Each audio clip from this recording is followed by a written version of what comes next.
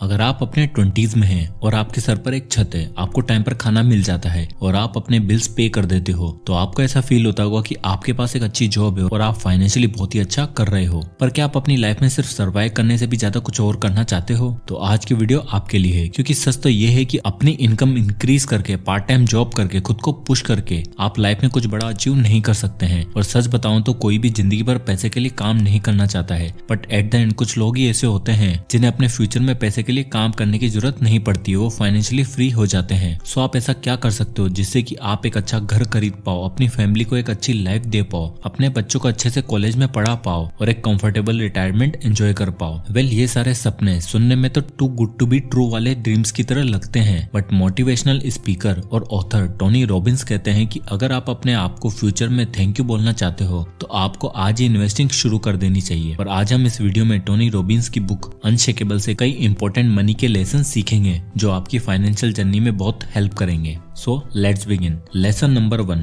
Winter is coming but when. Recent studies के according 60% लोग financial market में अपना ट्रस्ट लूज करते जा रहे हैं, जिसकी वजह से कई सारे लोग अपनी सेविंग्स के 40% को कैश में रखते हैं। इसका मेन रीजन क्या है? वेल, इसका रीजन है कि लोग बहुत ज्यादा डरते हैं। उन्हें डर है कि वो गलत टाइम पर मार्केट में इन्वेस्ट कर रहे हैं और अगले मार्केट क्रैश में उनकी सारी मेहनत की कमाई राख हो सकती है, जैसा सच में लोगों के साथ हुआ भी है। बट ऑथर कहते हैं कि मार्केट क्रैशेस जहां अगर मार्केट 10% से ज्यादा डाउन भी हो जाता है तो उसे मार्केट करेक्शन कह सकते हैं, और वही अगर 20% से भी ज्यादा डाउन हो जाता है तो उसे बियर मार्केट बोला जाता है। बट इन सबसे डरने की कोई जरूरत नहीं है, बल्कि इन्वेस्ट करने की सबसे बेस्ट अपॉर्चुनिटी होती है। ईयर 1900 से लेकर 2015 तक 34 बियर मार्केट रहे हैं, बट ये सारे मार्केट क्रैशेस हमेशा टेम्परेरी रहे हैं। इनफैक्ट लास्ट के 200 साल स्टॉक मार्केट में इन्वेस्ट करने की सबसे बेस्ट टाइम रहा है। विंटर इज कमिंग, यानी कि सबको लगता है कि मार्केट क्रैश आने वाला है, बट कोई नहीं जानता है कि ये कब होगा और इसे हम कंट्रोल भी नहीं कर सकते हैं। और अगर आप स्टॉक मार्केट में इन्वेस्ट करने जा रहे हो तो आपको मार्केट क्रैश तो एक्सपीरियंस करना ही होगा, जैसा हम कई सारे मौसम एक्सपीरियंस करते हैं। गर्मी होती है, फिर बारिश होती है, फिर सर्दियां आती है, पर फिर से गर्मियां आ जाती हैं। इसी तरह मार्केट के भी मौसम चेंजेस होते रहते हैं और हमें सर्दियों के मौसम में यानी मार्केट क्रैश के टाइम पर हमें हिम्मत रखनी चाहिए और ये समझना चाहिए कि सर्दियों के बाद गर्मी आती है। मार्केट क्रैश के बाद मार्केट वापस ऊपर भी जाता है और पहले से भी कई ज्यादा ऊपर चला जाता है। जैसे फॉर एग्जाम्पल ईयर 2020 में कोविड की वजह से एक मार्केट क्रैश आया था, जहां सेंसेक्स 3 महीने में ही 41,000 से गिरकर 27,000 पर आ गया था, जहां लोग बहुत ज्यादा डर गए थे और लॉस में ही अपने पैसे निकाल लिए थे। बट वही सबसे बेस्ट टाइम था मार्केट में पैसे इन्वेस्ट करने का, क्योंकि आज सेंसेक्स 58,000 पर चल रहा है, जो कुछ टाइम पहले अपने ऑल टाइम हाई 61,000 तक भी पहुंच गया था।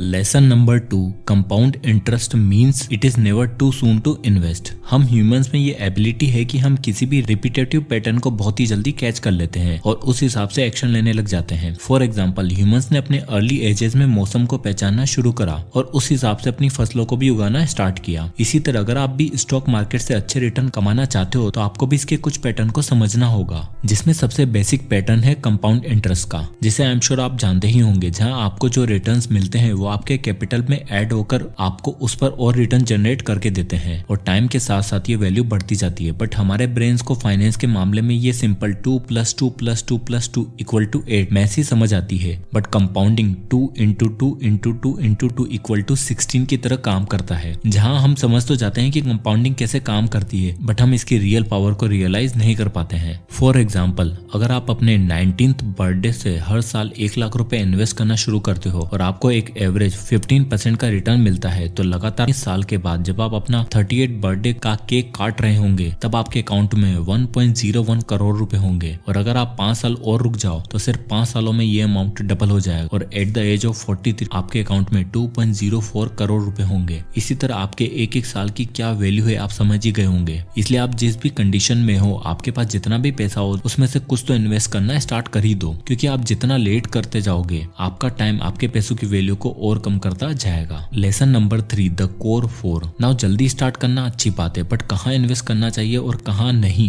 ये एक बड़ा सवाल है, जिसके लिए सभी एक्सपर्ट और great investors in 4 core principle को फॉलो करते हैं। Number 1, don't lose. इस सदी के ग्रेटेस्ट इन्वेस्टर वॉरेन बफेट के इन्वेस्टिंग से रिलेटेड सिर्फ 2 रूल है जिसे वो खुद फॉलो करते हैं। पहला रूल है नेवर लूज योर मनी और सेकंड रूल है never forget the rule number 1। इसलिए उतर भी कहते हैं कि इन्वेस्टिंग में आपका मेन फोकस ये नहीं होना चाहिए कि ज्यादा से ज्यादा पैसा कमा पाओ, बल्कि आपका मेन फोकस इस बात पर होना चाहिए कि आपने जो पैसा इन्वेस्ट करा है सबसे पहले वो सेफ रहे। अब कोई भी अपना पैसों का नुकसान तो करवाना चाहता है नहीं, बट आपको ये बात समझना बहुत ही जरूरी है कि जब आप स्टॉक मार्केट में पैसा लगाते हो तो आपके पैसे डूबने का रिस्क तो होता ही है, थोड़ा सा ही हो बट होता है। और अगर आपके पास बेसिक नॉलेज नहीं है तो ये रिस्क और भी ज्यादा बढ़ जाता है। फॉर एग्जाम्पल, मान लो आप 1000 रुपए किसी कंपनी के स्टॉक में इन्वेस्ट कर देते हो जिसका कोई फ्यूचर ही नहीं है, और आपका कुछ टाइम बाद 50% का लॉस हो गया है और आपके 1000 रुपए सिर्फ 500 रुपए ही रह गए हैं। और इस टाइम पर आप सोचो कि अगर आप इन 500 रुपए को निकाल लेते हो और कहीं और दोबारा इन्वेस्ट कर दोगे और आपको 50% रिटर्न मिल जाएगा तो आप अपने 1000 रुपए वापस पा लोगे। बट ऐसा नहीं है, अगर आपको इन 500 रुपए पे 50% रिटर्न मिल भी जाता है तो आपको केवल 250 रुपए ही मिलेंगे, जो टोटल 750 रुपए बनाएंगे। और अपने 1000 रुपए वापस पाने के लिए आपको इन 500 रुपए को किसी ऐसे स्टॉक में लगाना पड़ेगा जहां से आपको 100% रिटर्न मिले, जो करना देखा जाए तो बहुत ही मुश्किल है। इसलिए आपको ऐसी इन्वेस्टमेंट चूज करनी है जो सेफ हो, किसी ऐसी कंपनी में इन्वेस्ट करना है जो सालों से मार्केट में हो, रिलायबल हो, ट्रस्टेड हो, ताकि आपका पैसा सेफ रहे। Number 2, create asymmetric risk and reward. आपने ये कई मूवीज या इंटरनेट पर देखा होगा जहां ऐसा कहा जाता है कि अगर आपको लाइफ में बहुत पैसा कमाना है तो आपको एक बड़ा रिस्क लेना ही होगा, और ज्यादातर इसी बात पर बिलीव भी करते हैं। बट ऑथर कहते हैं कि ये एक बहुत ही बड़ा झूठ है जिसे बेचा जा रहा है और लोग अपने कई पैसे डुबा भी रहे हैं। आपको ऐसी जगह इन्वेस्ट करना चाहिए जहां रिस्क कम से कम हो और रिवॉर्ड बहुत ही हाई हो। इसी कॉन्सेप्ट को investor asymmetric risk and reward relationship कहते हैं। इस कॉन्सेप्ट को एक highly respected trader Paul Tudor Jones भी इसी प्रिंसिपल का यूज करते हैं, जहां वो अपने 5-to-1 रूल को फॉलो करते हैं, जहां वो अपने एक इन्वेस्टमेंट में 5x रिटर्न पर फोकस करते हैं। यानी वो अच्छे से एनालाइज करके ऐसी कंपनी में इन्वेस्ट करते हैं जहां उनके 100 रुपए 500 रुपए बन सकते हैं। इसी रूल को फॉलो करने से अगर वो 80% बार भी फेल हो जाते हैं तब भी उन्हें ज्यादा फर्क नहीं पड़ता है। कैसे? वेल, मान लो अगर वो 1000 रुपए की 5 इन्वेस्टमेंट करते हैं जहां से उन्हें 1000 रुपए के 5000 बनने के चांसेस ज्यादा हैं, और जहां उनका टोटल 5000 रुपए के इन्वेस्टमेंट अमाउंट को सेफ रखने के लिए उन्हें 5 में से सिर्फ एक बार ही सही होना है, और साथ ही अगर वो 3 बार भी सही हो जाते हैं और 2 बार गलत भी हो जाते हैं तब भी उन्हें 15,000 का प्रॉफिट होगा और सिर्फ 2000 रुपए का नुकसान। जहां हम देख सकते हैं कि जोनास सक्सेसफुली सिर्फ सेकंड रूल को ध्यान में रखकर इन्वेस्ट कर रहे हैं, जहां वो मार्केट के अनप्रेडिक्टेबल नेचर के फायदे उठाकर कम से कम रिस्क लेकर वो ज्यादा से ज्यादा रिवॉर्ड ले पा रहे हैं और अपने पैसों को भी सेफ रख रहे हैं। कम से कम रिस्क लेकर रिवॉर्ड्स पाने का दूसरा तरीका ऑथर बताते हैं कि हमें अंडर वैल्यूड स्टॉक में इन्वेस्ट करना चाहिए। जैसे मैंने आपको वीडियो की स्टार्टिंग में बताया, जब 2020 में मार्केट क्रैश हुआ था तब सारे स्टॉक्स अंडर वैल्यूड हो गए थे, जिसका लोगों ने फायदा उठाया और उस टाइम पर मार्केट में इन्वेस्ट कर दिया, और जिसका रिजल्ट आप आज देख ही सकते हो। कुछ ऐसा ही 2008 की फाइनेंशियल क्राइसिस में भी हुआ था, जहां सिटी ग्रुप बैंकिंग कॉर्पोरेशन के स्टॉक्स 2009 के मार्च में $57 से गिरकर 9 सेंट्स पर आ गए थे, जहां आप ये मान लो 57 रुपए से गिरकर 9 पैसे पर आ जाना। और उस टाइम पर जिसने सिटी ग्रुप के शेयर खरीद लिए होंगे तो सिर्फ 5 महीनों में ही, जैसे ही ये सर्दियों के मौसम खत्म हुआ और मार्केट रिकवर होने लगी, इसके स्टॉक्स $5 का हो गया था, जो कि टोटल 500% की ग्रोथ था। Number 3, tax efficiency. एक स्मार्ट इन्वेस्टर हमेशा अपने डिसीजन लेने से पहले टैक्सेस के बारे में सही नॉलेज रखता है, क्योंकि टैक्सेस आपकी इन्वेस्टमेंट में से अच्छा खासा पैसा खा जाते हैं। हमें अपनी इन्वेस्टमेंट में 2 तरह के टैक्स देने होते हैं, जहां एक छोटा है शॉर्ट टर्म कैपिटल गेन, जिसमें अगर हम स्टॉक्स लेने के 1 साल से कम टाइम में ही उसे सेल कर देते हैं तो हमें एक शॉर्ट टर्म गेन टैक्स भरना होता है, जहां हम अपने नेट प्रॉफिट का कुछ परसेंटेज गवर्नमेंट को एज ए टैक्स के रूप में देना होता है, जो हमारे इंडिया के अकॉर्डिंग 15% है। दूसरा होता है long term capital gain tax, जहां अगर हम अपने स्टॉक्स को 1 साल से ज्यादा टाइम तक होल्ड करके रखते हैं तो हमें अपने नेट प्रॉफिट पर एक long term capital gain tax पे करना होता है, जो यूजुअली 0 से लेकर 10% के बीच में होता है। इसी स्टॉक इन्वेस्टिंग में कई तरह के हिडन चार्जेस भी छुपे हुए होते हैं, जो आपके पैसे को कम करते जाते हैं और हमें पता भी नहीं चलता है। इसलिए कभी भी इन्वेस्टमेंट करने से पहले हमें सभी फीस और टैक्सेस को कंसीडर करना चाहिए। जैसे कई लोग म्यूचुअल फंड में भी इन्वेस्ट करते हैं,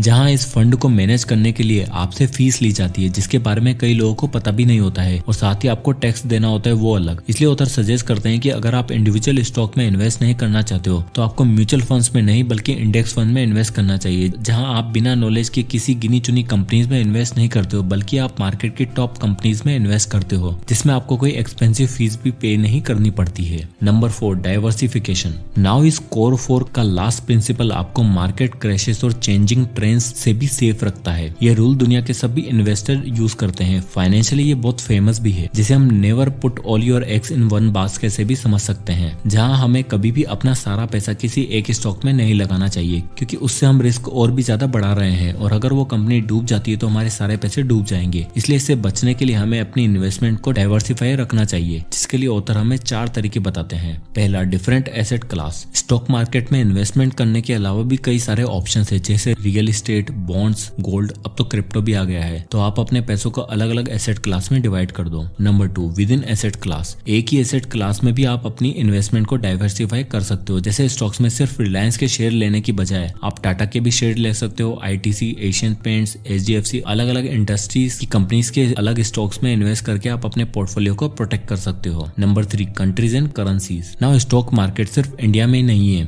आप दुनिया भर में कहीं भी इन्वेस्ट कर सकते हो। जैसे फॉर एग्जांपल आपने यूएस स्टॉक मार्केट में भी इन्वेस्ट कर रखा है, तो मान लो कि अपने इंडिया में कुछ प्रॉब्लम आ जाती है जिससे इंडियन स्टॉक मार्केट डाउन चली जाती है, जिसका ग्लोबली कोई इफेक्ट नहीं है, तो यूएस में आपकी इन्वेस्टमेंट सेफ रह सकती है। और साथ ही आपको यूएस डॉलर और इंडियन रुपी के डिफरेंसेस का भी फायदा मिलेगा, क्योंकि डॉलर की वैल्यू हमेशा इंडियन रुपीज से बढ़ती ही रहती है। Number 4, across time. यहाँ आप टाइम के अकॉर्डिंग भी अपनी इन्वेस्टमेंट को इंक्रीज करते जाते हो। जब आपको टाइम सही लगता है, जैसे किसी मार्केट क्रैश में आपको किसी अच्छी कंपनी के स्टॉक सस्ते में मिल रहे होते हैं, तो आप उस टाइम का यूज करके ज्यादा से ज्यादा इन्वेस्टमेंट कर सकते हो, जो आगे जाके आपको बहुत फायदा देगा। तो दोस्तों, ये थे कुछ amazing lesson Unshakeable by Tony Robbins से। सो आई होप कि वीडियो आपको पसंद आया होगा। तो इस वीडियो को लाइक करें और ज्यादा से ज्यादा लोगों तक शेयर करें। और अगर आप इसी तरह के वीडियोस देखना चाहते हैं तो हमारे चैनल को सब्सक्राइब करना ना भूलें। और अगर आप किसी भी टॉपिक या बुक पर वीडियो चाहते हैं तो हमें कमेंट बॉक्स में कमेंट करके जरूर बताइएगा, मैं उस पर वीडियो बनाने की पूरी कोशिश करूंगा। तो मिलते हैं नेक्स्ट वीडियो में, तब तक के लिए जय हिंद।